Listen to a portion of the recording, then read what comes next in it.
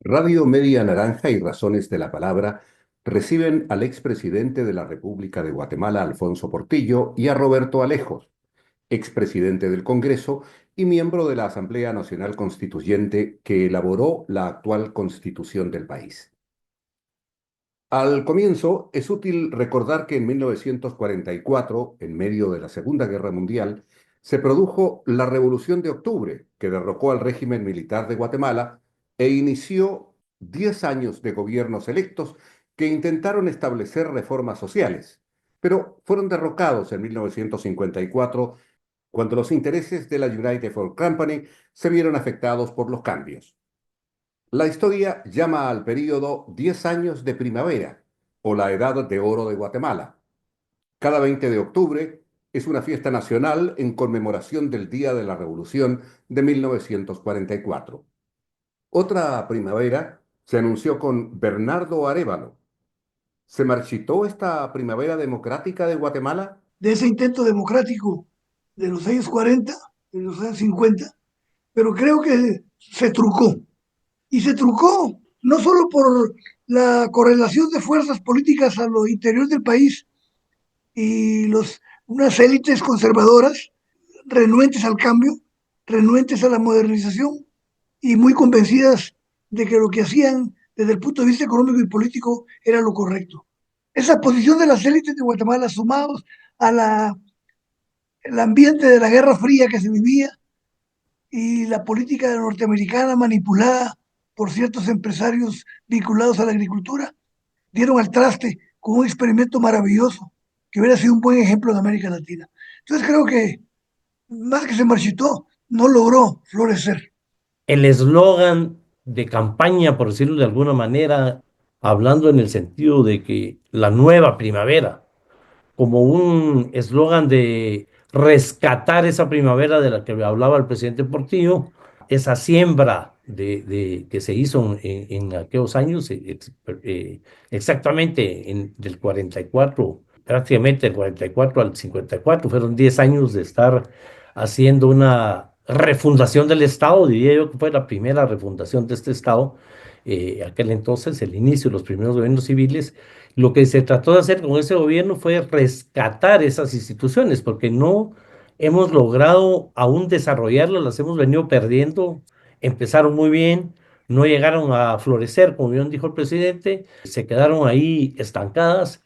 Y hablar de la nueva primavera, un eslogan muy de moda a raíz de las revoluciones en Egipto, y es un eslogan muy de redes sociales, el tema de la nueva primavera, pero creo yo que el presidente se vino a encontrar con algo que no esperaban. Todo el mundo habla de la corrupción, todo el mundo habla de la cooptación del Estado, del crimen organizado metido en el Estado, pero solo los que hemos estado ahí adentro sabemos qué tan profundo es.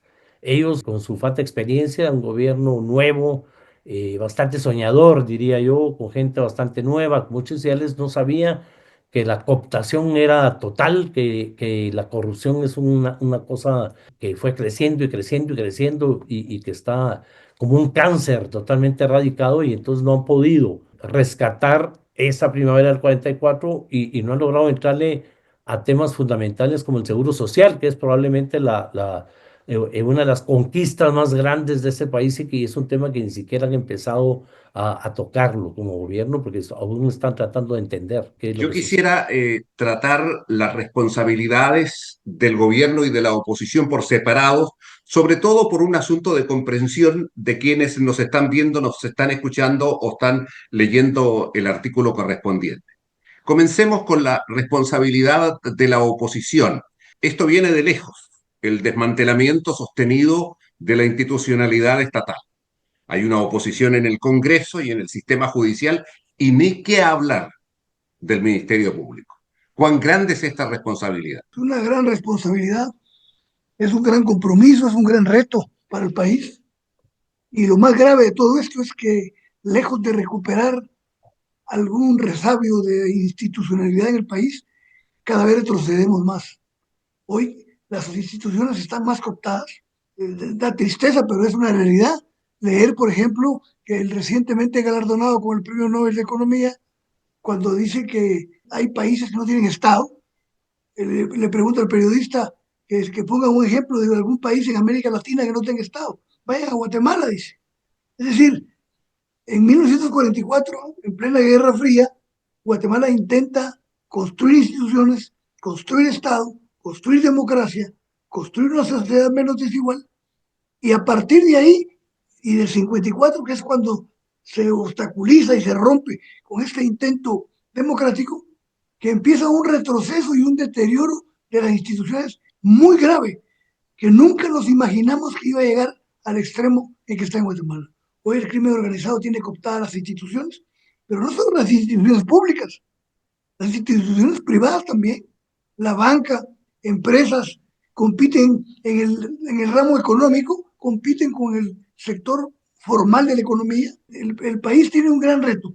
En primer lugar, construir un sistema democrático porque no hay oposición. Uno ve el debate en el Congreso, hay una pobreza de argumentos, hay una pobreza del debate que demuestra simplemente que no tenemos un andamiaje jurídico institucional que permita el juego democrático, que permita fortalecer las instituciones y que permita implementar los cambios que el país necesita. Lo más grave es que la institucionalidad está cooptada por fuerzas de facto, por fuerzas oscuras que no permiten que el país avance. No tenemos democracia, no tenemos partidos políticos. Los partidos políticos se han convertido en sociedades anónimas que actúan y funcionan durante los procesos electorales, pero que permanecen completamente opacados en la oscuridad durante el resto de los 4 años que le corresponde a cada gobierno. Entonces hoy el desafío para Guatemala es muy, muy grande y no veo una clase política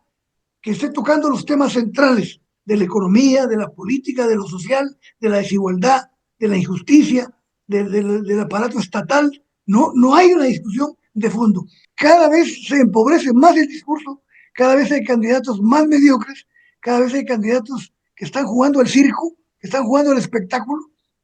Y esta es una tendencia mundial, pero en los países pobres y en los países de escaso desarrollo económico y social como Guatemala, esto adquiere la mayor ridiculez, el mayor escándalo que se puede dar en un sistema político. Hoy no hay discurso, hoy hay espectáculo, hoy hay teatro, hoy hay circo. En ese ambiente, ¿cómo construir institucionalidad? Hoy el reto del Congreso es hacer una reforma a la ley electoral y de partidos políticos en la que ha trabajado tanto Roberto cuando fue presidente del Congreso y que no se lograron avances tan grandes como los que el país necesita. Entonces, hoy no tenemos un sistema político, menos un sistema político democrático, tenemos un poder judicial cooptado, tenemos un legislativo que no debate la agenda nacional, el país va con un rumbo y el debate nacional va por otro. ¿Quién va a poner orden en esto? ¿Quién va a llamar? Y hoy tenemos un gobierno que él mismo se ha debilitado, que él mismo se ha puesto los obstáculos para hacer los cambios que se necesitan. Permítame interrumpirlo y No retomar sé, la conversación con el señor Alejos, efectivamente desde el otro lado de la vereda, porque los guatemaltecos, en términos mayoritarios, tenían una gran esperanza en el gobierno del presidente Bernardo Arévalo. Pero pareciera que el gobierno no toma las medidas urgentes que requieren una cuota nada despreciable de entereza y decisión. Y este no es el momento para posiciones timoratas. Lo que ha sucedido es que esa cooptación del Estado que lo ha destruido, porque no es que tengamos un Estado que funciona y que esté cooptado y esté siendo manejado por las élites de ese país, por el crimen organizado, por la corrupción, por los empresarios deshonestos que se han metido a hacer política, sino que el Estado es un Estado que no funciona, un Estado inexistente y no lo decimos nosotros, está en todos los análisis del mundo. Y entonces, ¿qué es lo que este gobierno ha encontrado? Que no puede llevar a cabo ningún tipo de medidas cuando intenta. No es un Estado, el presidente es un presidente muy respetuoso de la ley, ha querido ir tomando medidas poco a poco, habla de hacer alianzas público-privadas y se da cuenta que la ley no está lista, entonces la ley la lleva al Congreso, están buscando consensos y eso hace que él, para poder hacer una alianza público-privada, la va a poder hacer dentro de un año, si es que la ley se llega a aprobar. Y en eso se da cuenta que la cooptación del Estado que incluye desde el seno de los partidos políticos. Eso hace que entonces quienes tienen cooptado todo el sistema estén en el Congreso y no van a dejar que pase una ley de alianzas público-privadas que sea conveniente para el país. Van a tratar de hacer una ley de alianzas público-privadas, si es que se logra pasar, que sea de beneficio de las empresas que son parte de la cooptación del Estado. Entonces no tiene los instrumentos para poder tomar esas medidas fuertes, además de que él no es un hombre que tenga ese carácter que hemos visto en Centroamérica con Bukele, con Ortega en Nicaragua, o sea, una mezcla de usar un sistema democrático y convertirlo en una especie de dictadura. Y él es un hombre exageradamente respetuoso de la ley y eso lo va a hacer que se vuelva muy lento. Pero la persecución que el Ministerio Público ha tenido sobre él también lo amarra y entonces lo ha limitado. Y de repente sale con medidas como implementar un seguro obligatorio para los vehículos y resulta que el seguro no existe, las empresas aseguradoras no lo tienen preparado y la oposición tiene una facilidad de movilizar a la gente para obstruir las calles y hacer una huelga que lo hacen retroceder. Y entonces eso va a hacer que el presidente, que no es precisamente un hombre de tomar medidas duras e inmediatas, que al contrario estará menos animado de tomar ese tipo de medidas y más encaminado a crear alianzas con sectores sociales, con sectores de pueblos indígenas, de organizaciones, que tomar medidas fuertes, que es lo que el país necesita en estos momentos. No, no es un gobierno, un partido, ni tampoco un presidente, una vicepresidencia con ese estilo, ¿verdad? Señor presidente Portillo, me decía un amigo guatemalteco hace pocos días atrás que aparte de la falta de experiencia y de la toma de decisiones fuertes que el país necesita, estamos frente a un gobierno que no se deja ayudar. ¿Es cierto esto? Es cierto, José, y yo quisiera retomar y complementar lo que dijo Roberto y contestar tu pregunta, porque tú usaste una palabra correcta, timorato. Timorato, que no toma ni siquiera las medidas más sencillas. Ayer tuve una reunión con unos economistas, José, y se quejaban de que hay juntas directivas de instituciones públicas que todavía los representantes en las juntas directivas son del gobierno anterior. Ni eso han podido hacer, cambiar a los personajes del gobierno anterior, que fue un desastre para el país. Y pongo otro ejemplo. Me alarmé ayer cuando me enteré que el presidente está pensando en reelegir al presidente del Banco Central, que viene del régimen anterior, que es un hombre vinculado al sector financiero, que no es independiente, que no es autónomo y que está dirigiendo la institución más importante del país desde el punto de vista económico, que lo van a reelegir porque estudió con él la secundaria o la primaria. Ese es el gran problema. No se toman decisiones, no se conoce el Estado, pero no se tiene la intención de pasar a la historia, por lo menos metiendo el pie en aquellas cuestiones que son vitales para la vida democrática del país. Entonces, el gran problema es que no toman ni las mínimas decisiones que no implican grandes esfuerzos. Solo tomar las decisiones, no cambiar las juntas directivas de muchas instituciones, es grave para un país y para un gobierno que quiere gobernar de manera independiente. Ustedes saben que Gran Bretaña publicó una lista de guatemaltecos involucrados en casos de corrupción. Yo no voy a nombrarlos a todos, pero bueno, más allá de esta medida del Reino Unido, importa saber si el sistema de justicia de Guatemala tiene visos de cambio o va a permanecer al servicio de la corrupción y la impunidad. Yo quisiera mencionar acá, porque creo que es importante, por lo menos el caso del periodista Rubén Zamora y de la jueza Virginia La Parra, ambos símbolos tanto de la dignidad periodística como de la justicia independiente. La etapa donde tuvimos la oportunidad de hacer cambios en el sistema de administración de justicia pasó. En el gobierno anterior, de una manera totalmente ilegal y descarada, la Corte no fue electa y la Corte anterior se mantuvo en el poder por muchísimo más tiempo, casi un periodo completo. Cuando el Congreso finalmente fue obligado a elegir una nueva Corte fue para un periodo de transición de apenas algunos meses para convocar a las nuevas elecciones. Se dio la oportunidad de cambiar en las Cortes. Este gobierno tuvo las puertas abiertas para introducirse a nuestro sistema que está basado en unas comisiones de postulación que eligen el doble de candidatos para que el Congreso elija la mitad de estos. Aquí se eligen pues magistrados de la Corte Suprema de Justicia y los magistrados de salas de apelaciones. Pero se perdió porque no tuvieron la capacidad de incidir y no tuvieron la capacidad de hacer las alianzas correctas y de una u otra manera esa falta de experiencia.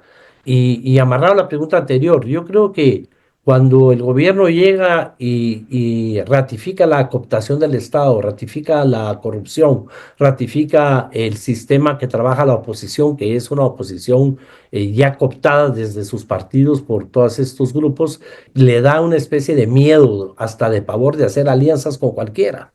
Y al no hacer alianzas con cualquiera, para haciendo alianzas con la gente que está.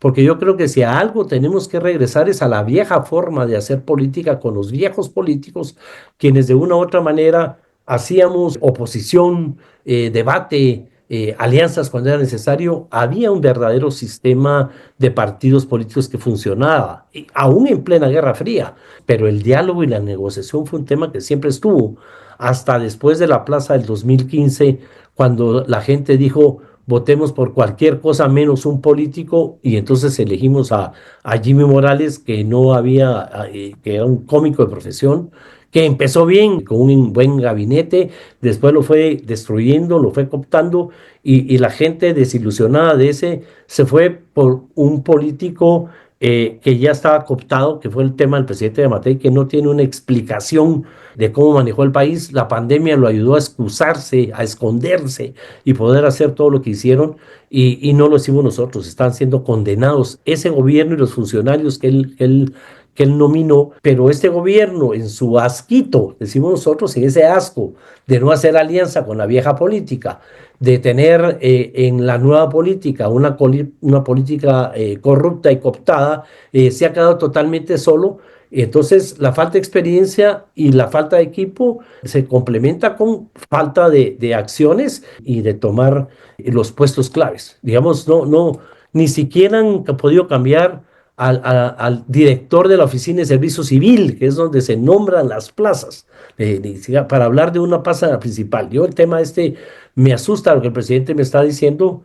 Yo conozco al actual presidente del Banco de Guatemala que quieren, de la Junta Monetaria, que quieren reelegir, y es primera vez. Si en algo este país había funcionado bien, es que la clase económica, una élite económica, siempre se había puesto de acuerdo para proponerle al presidente de turno economistas, financieros, conocedores del banco, que no, sin importar su ideología, pertenecen a un grupo que conoce del tema.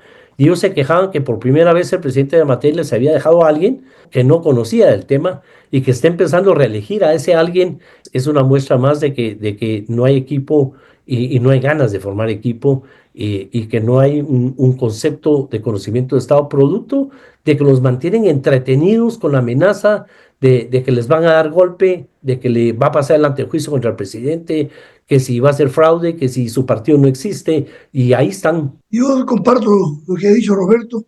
Roberto tiene mucha experiencia. Roberto fue los que elaboró los bosquejos para crear las comisiones de postulación en la elección de las Cortes, y sabe cómo se degeneró todo. Porque el problema es que hemos hecho esfuerzos genuinos por reformar el Estado. Por ejemplo, volviendo al tema del Banco Central, esta fue una gran discusión, José, durante mi gobierno. Costó aprobar la reforma financiera que daba autonomía al banco, que definía la política económica, que le quitaba el crédito al sector público, que le daba autonomía al presidente del Banco de Guatemala. Es decir, hicimos un sinnúmero de reformas importantísimas que hasta fuimos felicitados por la comunidad financiera internacional, para que en la práctica en Guatemala no respetemos la autonomía del Banco de Guatemala, pongamos un hombre que no es autónomo y que está vinculado al sector financiero. Entonces, con la práctica hemos destruido la poca institucionalidad que hemos avanzado, ¿verdad? Lo mismo pasa con la política fiscal. ¿Por qué? Porque personalizamos la forma de gobernar. Hoy ve lo que estamos viviendo a nivel mundial, el desastre económico mundial, porque se está definiendo una política global con base a posiciones personales y no con base a contenidos ideológicos, a contenidos temáticos, a contenidos filosóficos, y hoy se está gobernando por medio de acuerdos gubernativos, por medio de órdenes presidenciales que tiene en jaque a la economía mundial. Pues igual estamos aquí. Lo poco que hemos avanzado, avanzamos en política fiscal, avanzamos en reforma financiera, en reforma educativa. Tenemos que reformar la forma de elegir las cortes, porque si seguimos con el mercado que se ha convertido las comisiones de postulación para elegir las cortes, vamos a tener cortes que no van a impartir justicia y que están comprometidas con ciertos intereses de la sociedad. Yo voy a terminar con esto. Debe ser por esta enseñanza cristiana que yo tuve en mi niñez que a uno le gustaría terminar una entrevista de esta naturaleza con alguna nota de optimismo, pero para serle franco, me cuesta mucho pensar justamente en optimismo hablando de Guatemala y más bien tengo la tendencia a pensar que la lucecita al final del túnel por ahora no está disponible. ¿Me equivoco? No, no te equivocas, José. Y qué casualidad que una de las preguntas que me hicieron anoche en la reunión con economistas es, entonces, Alfonso, no tenemos esperanza. Le dije, no puedo decir eso, porque cuando perdemos la esperanza, lo hemos perdido todo. No podemos perder la esperanza como un futuro incierto, pero que hay que luchar por él. Yo creo que en este momento no podemos ser optimistas, pero tampoco caer en el pesimismo y en la pasividad para convertirnos en inútiles ante los cambios. Creo que hoy, más que nunca, se necesita de la participación de todos nosotros para evitar caer en una debacle mayor.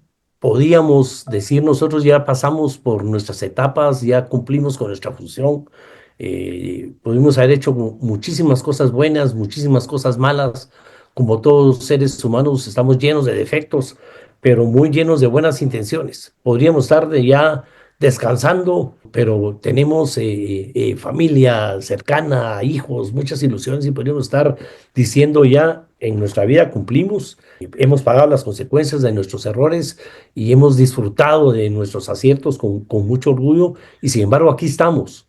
Creemos que este es un momento en que el país necesita de todos sus habitantes. Es una obligación nuestra de los constituyentes, por ejemplo, y de quienes ya estuvimos en el poder, como el presidente Portillo, de hacer un llamado a quienes han perdido la ilusión por aprender del Estado, del qué hacer del Estado, porque precisamente lo que decía el presidente Portillo, nuestra economía, precisamente por esos cambios que se dieron en la época del presidente Portillo, logramos una economía estable y nosotros somos un país sumamente pobre pero con un sistema económico financiero, la macroeconomía se mantuvo estable después de esas reformas. Es un país donde los bancos tienen mucha plata, pero la microeconomía, las microacciones tienen a la población sumida en índices de pobreza impresionantes. Le ganamos a Haití, nos hemos saltado nuestro paso por Honduras. La población ha tenido que buscar por sus propios medios y eso se llama migración. Ha tenido que salir huyendo del país, ¿verdad? Y entonces ha perdido el interés por aprender de política. Nosotros tenemos que dar a conocerle a toda la población qué es la Constitución, en dónde están sus derechos y sobre todo tenemos que motivarlos a participar para que no siga el país en manos de esa élite, de esos pocos y de esta gente que es usada por esos pocos en los puestos públicos. De alguna manera, solo motivando esa participación vamos a lograr que haya motivación y tener esa esperanza de que tenemos que encontrar el camino. Aquí no hay un camino, tenemos que construirlo juntos, ¿verdad?